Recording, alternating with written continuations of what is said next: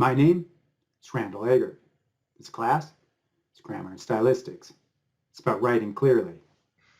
In this video, we're going to talk about cohesion, which is similar to a related concept, coherence. And in fact, they have the same root meaning etymologically of sticking together like glue. But there are differences. In this video, I'm going to try to get at what cohesion is about. And in a future video, I will talk about coherence more explicitly. To begin with, I'm going to use an example, and this is an example that I'm borrowing from Joseph Williams.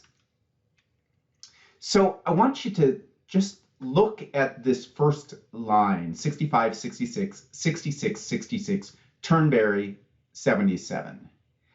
And I want you to ask yourself, what does it mean? What is this line getting at? Can you put some context to it to make sense of it? All right. Now I'm going to add a little information to it, and I want you to do the same thing. Can you figure out what this is about? So the second one, W, 65, 66, N, 66, 66, Turnberry, Scotland, 1977. Now, I imagine that now your brain is churning, trying to put some more context to it, and there may even be a few of you out there who actually understand what the import of this line is. But I also imagine that's rare. So we give a little more information. TW, 65, 66, JN, 66, 66, Turnberry, Scotland, The Open, 1977. Now, at this point in my experience doing this with live audiences, is that at this point there are a small number of people who are able to put some context to this. And they go, oh, okay. Now, the next one is generally where we confirm this. Tom Watson, 65, 66. Jack Nicklaus, 66, 66. Turnberry, Scotland, The British Open, 1977. Okay, now this was the point where I understood what this was about, where I was able to put enough context to it from my background knowledge that I could make sense of it. There are still a large number of you, I expect, who are still in the dark. You know, you're starting to feel like, oh, maybe I can put some meaning to this. So now we've got the next sentence, the next line. At Turnberry in Scotland in 1977, Tom Watson shot final rounds of 65 and 66 to better Jack Nicklaus's rounds of 66 and 66 to win the British Open, golf's most venerable championship. All right, now I expect that at this point, all of you are able to get enough out of this that you understand the import of it. The point of this is that in order for us to understand language, we have to have enough background knowledge to be able to put it in context, to be able to grasp it in the first place. And some of you who are golf literate might have been able to get it earlier. Me, I'm anything but golf literate, but I am familiar with Jack Nicklaus. And so just that name gave me enough to say, oh, this is about golf. Whereas I expect that for a good number of you, it wasn't until the last one that you were able to say, oh, this is about golf. So the point is that in order for a text to be cohesive, there has to be some old information in the lines, the sentences, and there has to be some new information.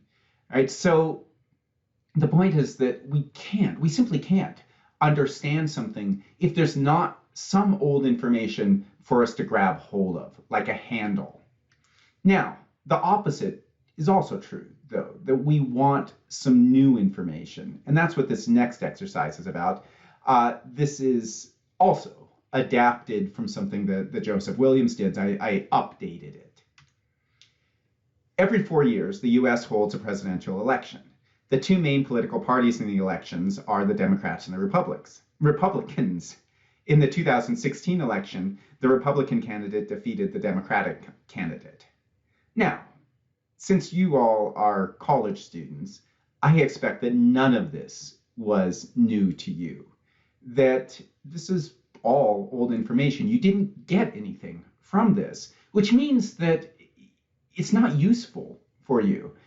And it also may feel as though the writer were writing down to you.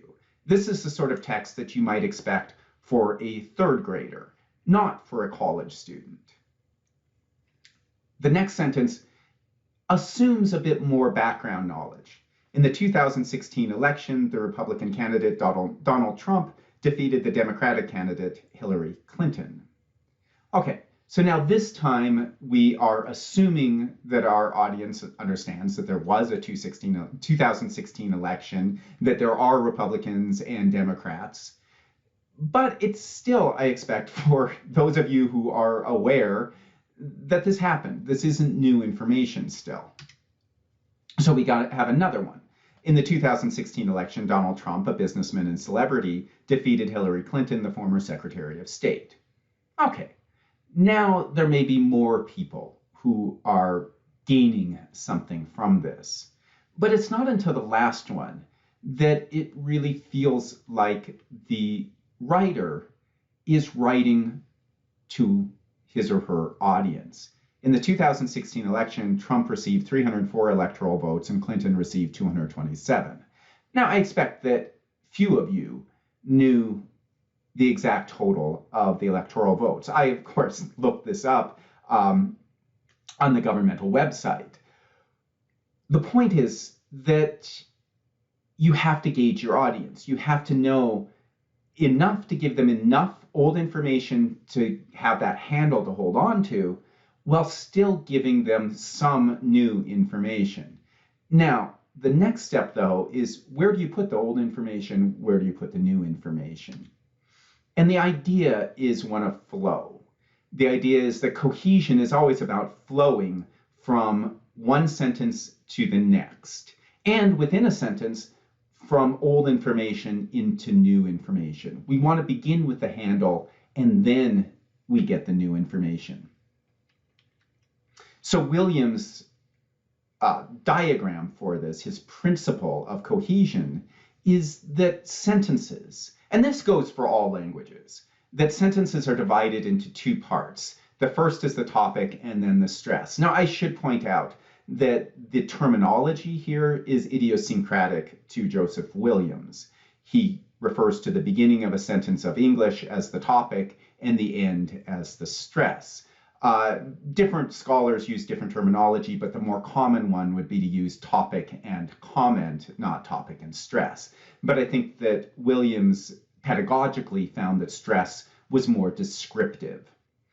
Now, that's fixed, right? And in fact, in the majority of English sentences, at least, the topic is the subject. They're the same thing. Now, that's not always the case. There are sentences of English where we can subvert that, where we can use adverbial that will act as the topic.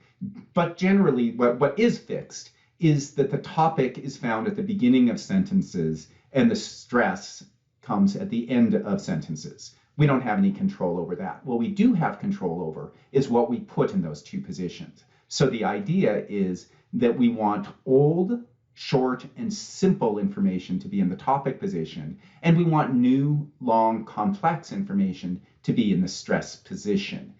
That's going to make it easier on readers, and it creates this flow, because if we always are starting with old information and then moving to new information, it's going to be easier for readers to see how sentences tie together. To see how this works, I want you to think about these two sentences. I'll read them. The same information is being presented, and this is information that I got from a bicycling magazine, bicycling.com. I'll read the two versions aloud. The first version, I think you'll notice pretty quickly, is harder to grasp than the second version. So here's the A version. Hardtail is the name given to bikes that feature front suspension but no rear suspension. A frame with rear suspension is heavier, more complex, more expensive, less durable, and less reliable than a hardtail. The workhorses of the mountain bike world describes hardtails. An efficient race machine can be made of a carbon hardtail. Great adventure bikes for bikepacking and other long rides can also be made from hardtails without front suspension. Single-track trails can be ridden with a hardtail bike with longer travel fork and plus-size tires, and a full suspension bike costs hundreds of dollars more than a hardtail bike. Now I'll read the second one. Bikes that feature front suspension but no rear suspension are named hardtails. Hardtails are lighter, simpler, less expensive, more durable, and more reliable than a frame with rear suspension. Hardtails are described as the workhorses of the mountain bike world. A carbon hardtail can make an efficient race machine. Hardtails without front suspension also make great adventure bikes for bikepacking and other long rides. A hardtail with a longer travel fork and plus-size tires can ride single-track trails, but costs hundreds of dollars less than a full suspension bike. Now, I'm struck by how much easier it was for me to read the B version than the A version. The A version caused a little bit of mental distress for me as I was reading it. It just didn't seem to flow naturally. But I think also as a recipient, as a hearer of this, not having read them before, I think you should feel that the A version is just harder to find that handle of how to get into these sentences. So we're going to get a little bit into theory here now of how this works formally. The idea is that we want to look at the topic of the second sentence. So we're always going to be looking at how one sentence flows into another, how sentence A flows into sentence B. And so for that reason, we want to concentrate on the topic in the B sentence and how it relates to the information in the previous sentence. So probably the most common method would be to have the topics remain consistent from sentence to sentence. That's going to flow quite nicely, where the subject, in this case, and as I said, topics tend to be subjects in English.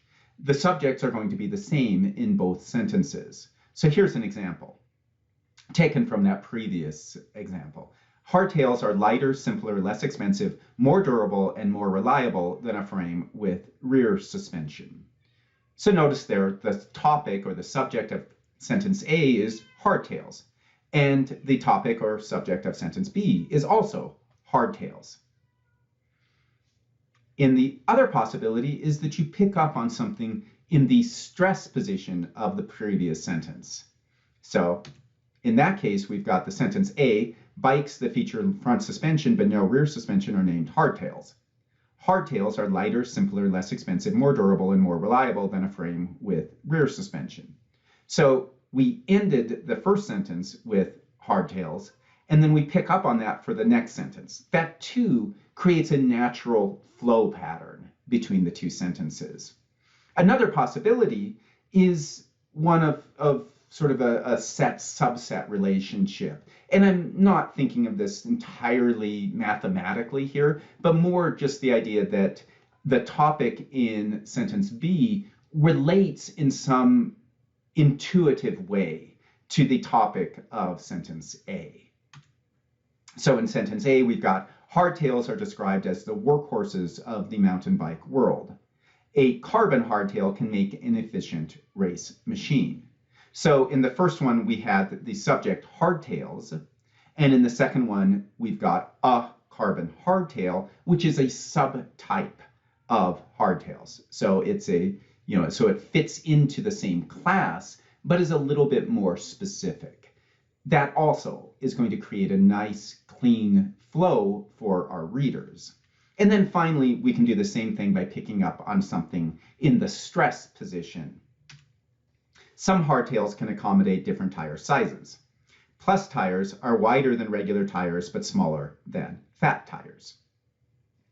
Okay, so there we ended the first sentence with tire sizes or different tire sizes, and then we begin the next sentence with plus tires, which is a subtype of tires. Again, The idea is that we want there to be a natural connection between information in the previous sentence, which de facto means that that sentence is going to, or that information that was in the previous sentence is now old information, and then we can use it for the next sentence as our topic. So however it is that we're making information old, we can pick up on it in the next sentence. That creates cohesion. And by that fact, then cohesion is very much something that we can point to in a text. We can identify it, and in fact, it's a fairly trivial thing for computers to identify it. In a future video, I will be talking about coherence, which I'm going to argue is not something that a computer can easily pick up on, because it's something that's more psychological. It's not something that we can point to in a text.